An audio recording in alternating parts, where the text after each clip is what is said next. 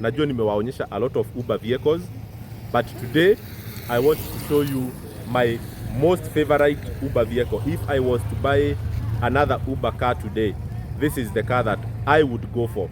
Nitawapigisha road ya hiyo gari, nitawaonyesha ndani, nitawaonyesha fuel consumption na nitawaambia bei.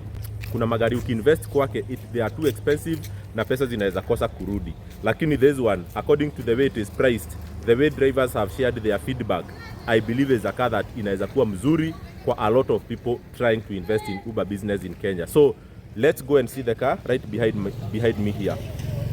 So guys, gari nataka tuzungumzie leo ni Daihatsu Mira. This is a vehicle that I have done several videos about.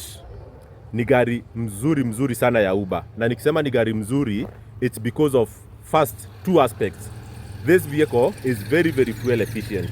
Tukienda pale kwa dashboard, before ni waonyeshe other things, I will just show you how much fuel it consumes for every distance that it travels.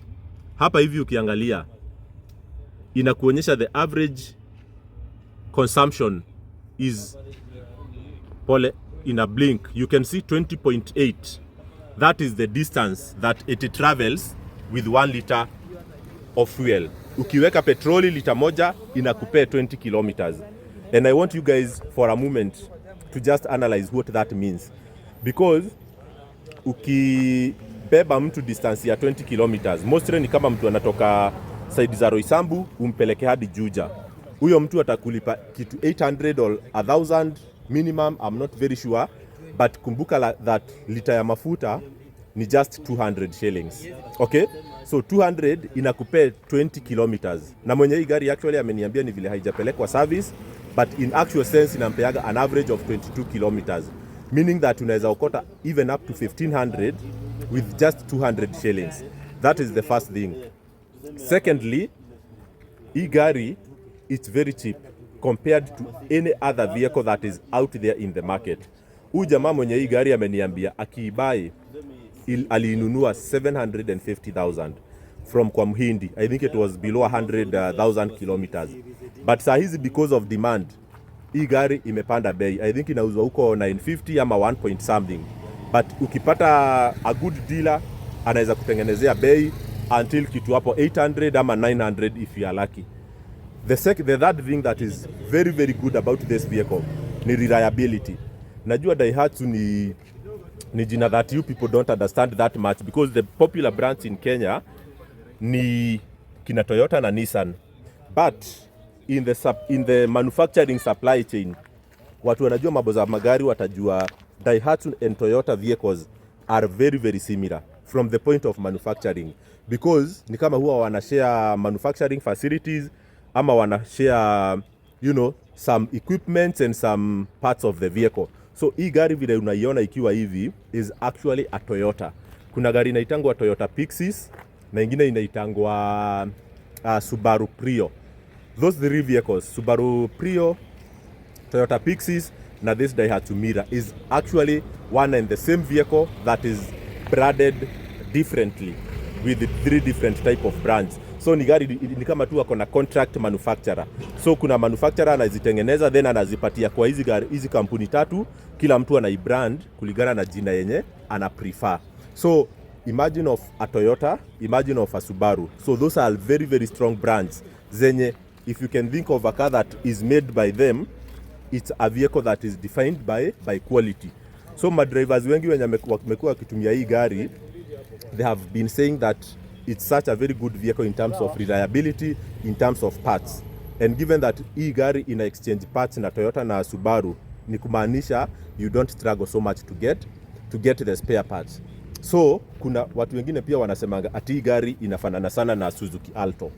But the actual sense is that this vehicle is far advanced compared to Suzuki Alto. Actually ukiangalia tu dashboard ya hii gari, for Suzuki Alto, this one looks a bit more advanced, while for Suzuki Altos they are very basic. Actually not even a lot of them have this kind of a screen. And then come now to the space. This Daihatsu is always like 20% more spacious than Suzuki Alto, because hata ukiangalianga Suzuki Alto huku inakuanga very very squeezed, and hata the body size it looks close to Mira but is a little bit smaller. Suzuki Alto is more smaller than this Daihatsu. So if you ask me guys, kama unataka gari itakupea value for money ukiwa huko nje, hii ndio gari mimi ninaweza recommend. But I don't say that nina advise muichukue, lakini if you are to ask me for a car that is fuel efficient, affordable, iko reliable na kila mechanic anaijua na ina exchange spare parts with so many other cars, this is a car that I would say you guys can consider getting, because it gives you value for money. And why don't I recommend these other bigger vehicles? Kama kuna watu wanasema Honda Fit iko very nice in terms of fuel consumption, because inaweza kupea even 25 kilometers per liter. Kuna watu wengine wanazungumzia mambo za, I'm actually talking about Honda Fit na ndio imepita. Kuna watu wengine wanazungumzia about Nissan Note e-Power, wanasema pia inakupea over 20 kilometers per liter. But one thing about those vehicles, ujue ziko priced over 1.2 million. So the cost of buying them is 300k more than the vehicle in front of us. Secondly, ujue those vehicles are very very advanced in terms of technology.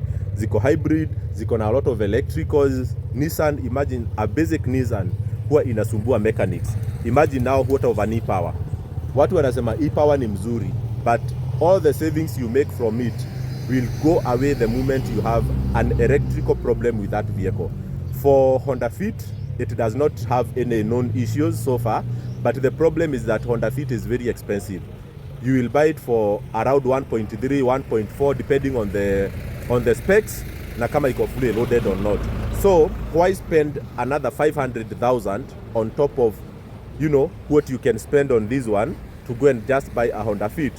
Na recently niliwaambia kama Uber wameshatoa Uber X, so hakuna hizi kitambo Honda Fit na Mazda Demio I think zilikuwa zinabeba Uber X, so zinakubaliwa hata kama ni gari dogo, but because they are a bit more luxury zilikuwa zinakubaliwa Uber X.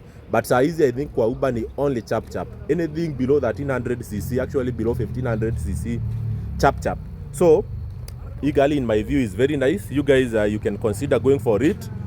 Ukienda kwa dealership, enda uiulize, look for cars that are comparable, and then you see what you can negotiate for. But from the reviews of drivers guys, hii ni kagari kanaweza kuserve, kana kupea the basics. Kakona power ile inatosha, kakona space inatosha, kakona bei inatosha. Nothing luxury, nothing exaggerated, just good for this business. Let me know what you think, and cheers for now and bye bye.